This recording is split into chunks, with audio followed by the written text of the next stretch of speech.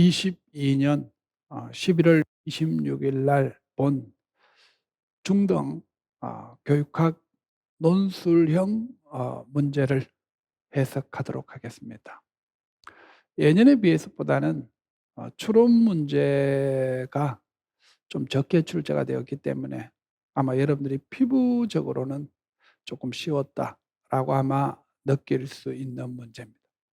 또 그리고 실제로 우리가 살펴봐도 전체적으로 조금 쉽고, 또 기존에 또 출제가 많이 되었고, 또 나름대로는 뭐 누구든지 우리가 좀 점검을 해 보는 기초 문제에 우리가 좀 충실하게 출제가 되었다라고 볼 수가 있습니다. 마찬가지로 우리가 네 문항으로 출제가 되었고요. 예, 네 문항으로 우리가 출제가 되었고, 뭐 배점은 우리가 20점입니다만 각각의 우리가 4점, 4점, 4점, 3점 이렇게 우리가 출제가 된 것 같습니다. 우선 첫 번째 문항을 좀 보시죠. 평가 보고서에서 자기 효능감 형성에 우리가 영향을 미친다고 분석한 요인에 따른 교수 전략 우리가 두 가지를 제시해 줘라 라고 하는 2점짜리와, 그다음에 자기 조절 과정에서 목표 설정과 우리가 계획 단계 이후에 지원 방안에 대해서 우리가 두 가지를 하라라는 건데, 사실 자기 효능감은 이번 모의고사에서도 제가 한 두 번 정도 다루었습니다. 왜냐하면 출제가 될 가능성이 아주 많은 문제였습니다.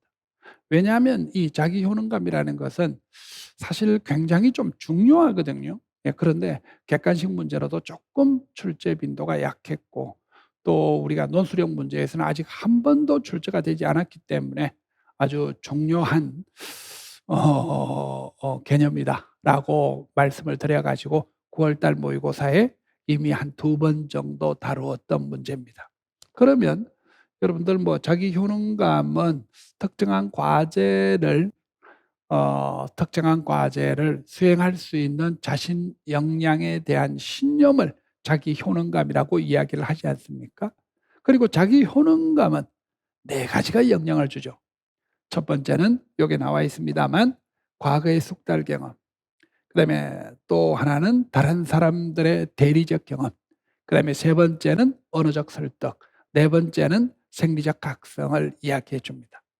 네 가지가 높을 때 당연히 자기 효능감이 우리가 높아지고 자기 효능감에 우리가 영향을 미친다라고 보는 거죠. 그러면 여기서 숙달 경험이라는 것은 그 학생의 과거의 우리가 성취 경험, 과거의 우리가 숙달 경험을 이야기해 주는 겁니다. 이런 경우는 우리가 언어적인 설득도 아주 좋은 방법인데, 언어적 설득을 우리가 교수학습 상담이다 이렇게 이야기를 해줘도 좋지 않겠습니까? 그리고 여기 지금 문제도 보시면 알다시피 교수 전략 두 가지를 쓰라는 것이기 때문에 뭐 어떤 특정 교수 이론을 쓰라든지 교수 전략의 어떤 모형을 쓰라고 하지 않았기 때문에 어떤 것이든 간에 교수학습 방법만 되면은 전략이 우리가 성립될 수가 있는 거죠. 그리고 이거는 다른 사람의 경험을 통해 가지고 자기 효능감이 우리가 높아지는 것을 이야기해 주는 거 아닙니까? 그러면 우리가 잘하는 학생들과의 협동학습, 그죠? 그리고 또는 이제 뭐 교사의 모델링도 아주 좋은 방법이라고 볼 수가 있습니다. 물론 뭐 교사의 모델링만 가능한 것은 아니고 학생들끼리의 모델링도 아주 유용한 방법이 될 수가 있을 것 같습니다. 요거는 뭐 그렇게 아마 크게 어렵지는 않은 것 같은데, 숙달 경험이나 대리 경험이 반드시 들어가야 됩니다. 왜냐하면 여러분들 좀 전에 우리가 문제에서 보셨다시피 분석한 요인에 따른 교수 전략 우리가 두 가지라고 명시되어 있기 때문입니다. 자, 그다음에 여러분들 여기에 보시면 알다시피 자기 조절 과정에서 목표를 설정하고 계획 단계 이후에 나아가도록 우리가 지원할 필요가 있다라고 하는 거 아닙니까? 그러면 여러분들 여기에 지금 문제를 보셔도 마찬가지입니다만 자기조절 과정에서 목표의 설정과 계획 단계 이후에 지원 방안에 우리가 두 가지를 제시해 줘라라고 하는 부분인데, 그러면 목표 설정과 계획 단계 이후에 어떤 이제 단계들이 있을 수가 있겠냐? 여러분들 우리가 손쉽게 우리가 생각을 하면 뭡니까? 목표 세우고 계획 세우고 뭘 해 나갑니까? 당연히 우리가 수행하지 않습니까? 예, 수행을 우리가 전략 사용이라는 표현을 쓸 수도 있겠죠. 그리고 이 수행을 하고 난 다음에 자기 학습을 우리가 조절한다. 그러니까 어떤 자기 학습의 어떤 잘 됐던 부분, 못 됐던 부분을 다시 한번 피드백을 해 가지고 다음 우리가 학습에 우리가 사용할 수가 있겠죠. 그래서 이거는 우리가 평가라고 이야기를 할 수도 있고 성찰이라고 이야기를 할 수도 있습니다. 요 부분은 제가 이렇게 개념을 여러 가지 우리가 제시해 주는 이유가 뭐냐면, 자기조절 학습은 학자에 따라서 말이 상당히 다릅니다. 어떤 학자들은 자기조절 학습은 자기주적 학습과 동일하다라고 주장하는 학자들도 있고, 어떤 학자들은 자기조절 학습이라는 것은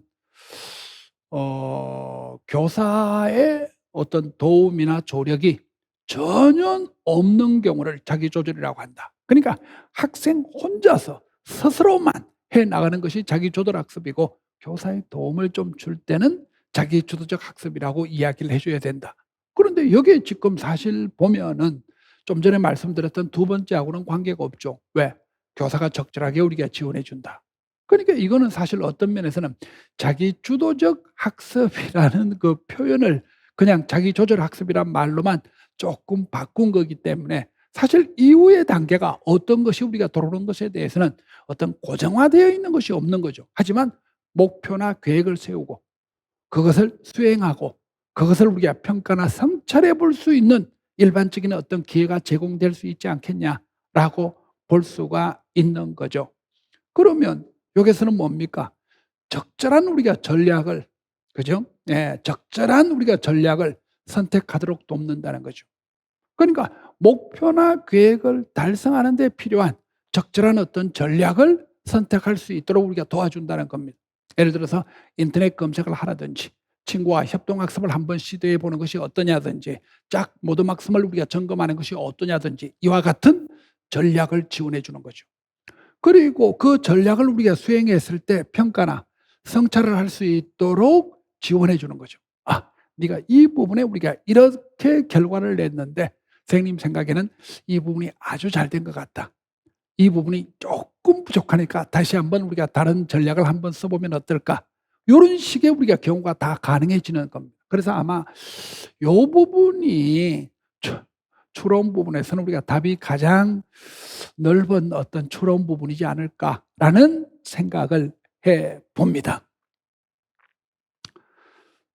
그러면 여러분들 그 두 번째 문항으로 좀 넘어가시면, 평가 보고서에서 언급한 우리가 형성 평가를 교사 측면에서 우리가 활용할 수 있는 방안 두 가지를 우리가 제시해 줘라. 그런데 이것은 형성 평가를 활용한다는 것은 형성 평가의 기능을 뜻합니다. 형성 평가의 목적을 뜻하는 거죠.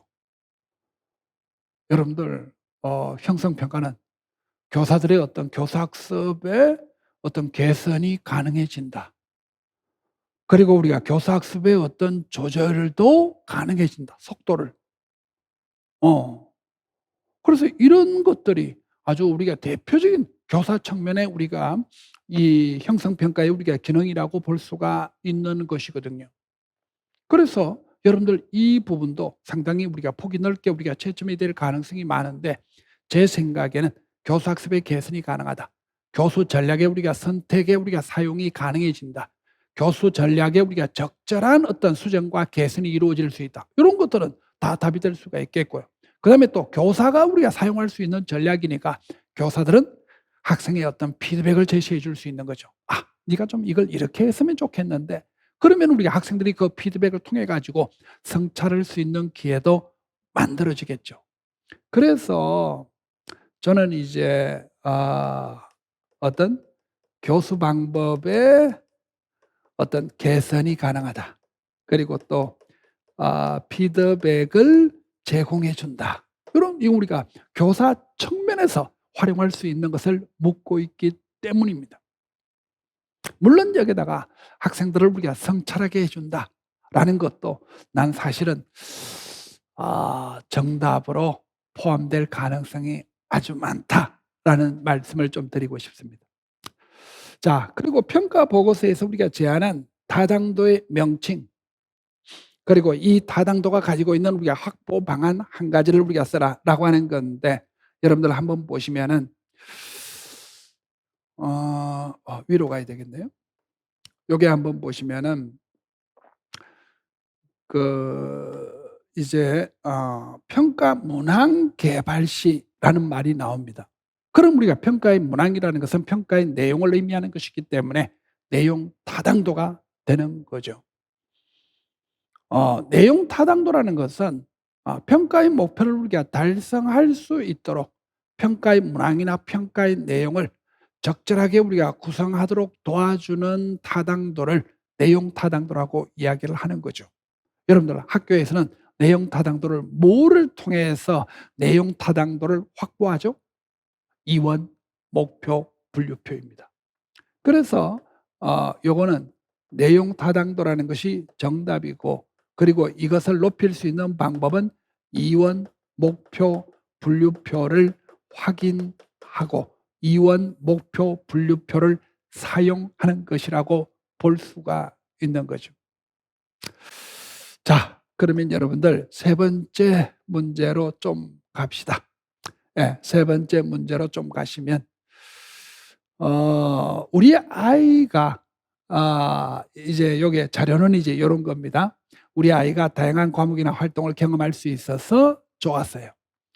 그리고 학문적 지식을 좀 더 많이 다루어 주었으면 합니다라고 하는 건데, 요게 보시면은 이제 과거에 우리가 사용했던 우리가 것이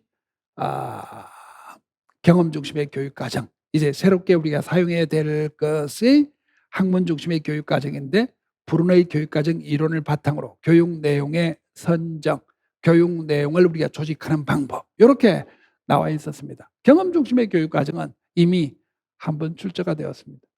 그리고 학문 중심의 교육 과정은 15년 개정 교육 과정과 22년 개정 교육 과정이 이미 학문 중심의 교육 과정의 기본적 방향을 잡고 있다라고 제가 여러 차례 말씀을 드렸고, 9월달 모의고사에서도 이 부분을 많이 반영했습니다. 저도 사실은 경험 중심의 교육 과정이 또 반복될 거라고 생각은 하지 않았습니다만, 그래도 한번 다뤄보자라고 했습니다. 왜냐하면 경험 중심의 교육 과정의 일부분이 오늘날 우리가 구성주의 교육 과정에 영향을 미쳤다라고 볼 수가 있는 것이기 때문입니다. 그러면 이게 경험 중심의 교육 과정이 가지는 순기능, 경험 중심의 교육 과정이 가지는 장점이 뭘까라고 하는 겁니다. 이거는 뭐 이야기할 것도 없습니다. 우리가 진보주의가 가지는 가장 큰 장점 중에 하나는 뭡니까? 아이들의 관심과 흥미를 불러일으킨다라고 하는 거. 그다음에 또 하나는 개별학습이 가능하다라고 하는 것이 우리가 특징이었죠. 그리고 뭐 또 아이들의 어떤 자발성을 우리가 유도해 나간다라는 것도 아주 좋은 것이었는데, 여기도 여러분들 답이 될 만한 것이 또 하나 있습니다. 다양한 과목이나 활동을 경험할 수 있다는 겁니다. 그래서 여러분들이 뭘로, 이 네 가지 중에서 뭘로 답을 하셔도 우리가 상관이 없습니다. 예. 그래서 저는 이제 요것도 하나 집어넣고 싶고, 아이들의 관심과 흥미가 아무래도 진보주의 경험 중심의 교육 과정의 최대의 장점이기 때문에 그걸 답으로 들 수도 있겠네요. 사실 이건 저도 모의고사에서도 경험 중심의 교육 과정을 우리가 하면서도 이거 출제가 되는데 안 해도 안 될까라고 했습니다만, 이게 사실은 구성주의와 약간의 어떤 친밀한 관계를 맺고 있기 때문에 구성주의 교육 과정을 보는 입장에서 경험 중심의 교육 과정을 한번 봐줘도 좋지 않을까라고 해서 다루어 본 겁니다. 그러면 브루너의 우리가 학문 중심의 교육 과정에 선정은 뭐를 통해서 이루어집니까? 여기에서 여러분들 보시면요. 원리가 아니고요. 선정의 방안입니다. 어떻게 우리가 선정할 것이냐? 선정하는 방법이 뭐냐는 거죠. 22년 개정교육과정과 15년 개정교육과정에서 뭘 강조합니다? 핵심 개념과 원리. 그러니까 지식의 구조를 선정하는 거죠. 예. 지식의 구조를 선정하는데 이것을 핵심 개념과 원리라는 말로 쓸 수 있는 거죠. 예. 그래서 사실은 요런 것들이 아니면 사실 답이 되기가 힘듭니다. 뭐 일목표 다경험이든지 뭐 일경험 다성과라든지 이런 것들은 원리이지 않습니까? 근데 그걸 가지고는 우리가 표현하기가 조금 힘들기 때문에 학문 중심의 교육 과정은 뭘 선정하느냐, 그리고 어떻게 조직할 것이냐, 쉬운 것에서부터 어려운 걸로 조직할 것이다. 이것은 소위 말씀드려서 계열적으로 조직할 것이다. 그 다음에 또는 나선형으로 조직할 것이다. 그죠? 그러면 우리가 해설은 쉬운 것에서부터 어려운 것으로 하자라는 이야기가 성립될 수 있는 거 아니겠습니까? 그죠? 그래서 이건 또 뭐 사실 그렇게 크게 어렵지 않았어. 여러분들이 아마 웬만큼 답을 하셨을 거라고 봅니다. 자, 여러분들이 이제 교육행정 부분인데 이 교육행정 부분은 또 기출되었던 우리가 관료제가 시험 문제로 우리가 출제가 되었다. 그런데 그 관료제 중에서 규칙과 규정을 내세웠습니다. 네, 규칙과 우리가 규정을 내세웠는데 여러분들 뭐 막스 웨버의 관료제의 원칙, 관료제의 기준은 여러분들 아마 잘 아시죠? 네, 첫 번째 우리가 분업과 전문학, 두 번째 우리가 몰인정성, 뭐 세 번째 우리가 규칙과 규정, 그 다음에 네 번째 우리가 권위의 계층, 다섯 번째 경력 지향, 이런 걸 우리가 뭐 기본적으로 많이 우리가 공부를 해왔으니까요. 그럼 우리가 규칙과 규정이라는 것이 가지는 규칙과 규정이라는 것이 가지는 순기능은 뭘까라고 하는 겁니다. 그런데 이게요, 여러분들 여기 한번 보시면은 규칙과 규정은 여러분들 기본이며 원칙 아니겠습니까? 그래서 여기서 보시면은 기본에 충실하다는 거, 그리고 또 하나는 뭐냐 하면 약속이 우리가 잘 지켜진다는 거.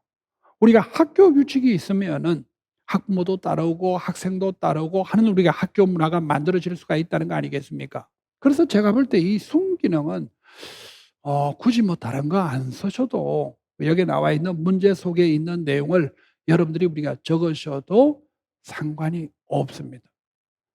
또 여러분들 우리가 이론서 같은 경우를 보면은 업무의 어떤 지속성, 업무의 어떤 연속성이 우리가 형성될 수 있다라고 이야기하는 것과 같은 맥락이라고 볼 수가 있기 때문입니다.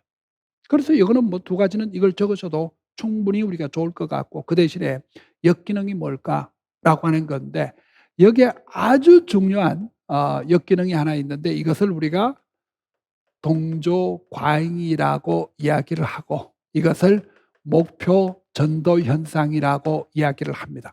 이게 뭔 소리냐? 규칙과 규정은 뭡니까? 수단이잖아요. 이 수단을 목표시함으로써 형성되는 것이, 그러니까 결국 수단을 목표시하면서 조직의 어떤 진정한 목표를 상실할 가능성이 많이 있기 때문이다. 이것을 목표 전도 현상 또는 여러 사람이 많이 따르고 추종한다고 해서 동조 과잉이라고 불려집니다. 그래서 아마 이것은 아마 이거 이외에는 아마 키워드 채점은 아마 잘 되지 않지 않을까라는 생각을 한번 해보기도 합니다. 여러분들 지금 해설 아마 들으신 것과 마찬가지로 전체적으로 우리가 크게 어려웠던 문제는 아닌 것 같고요. 아마 두 번째 문항 형성평가, 타당도, 그다음에 경험과 학문 중심, 그다음에 관료제의 규칙과 규정, 이 문항은 그렇게 크게 어렵지 않았어. 아마 점수의 격차는 자기 효능감의 교수 전략과 자기 조들의 우리가 지원 방안을 여러분들이 얼마나 적절하게 추론하셨냐가 이번 문제의 가장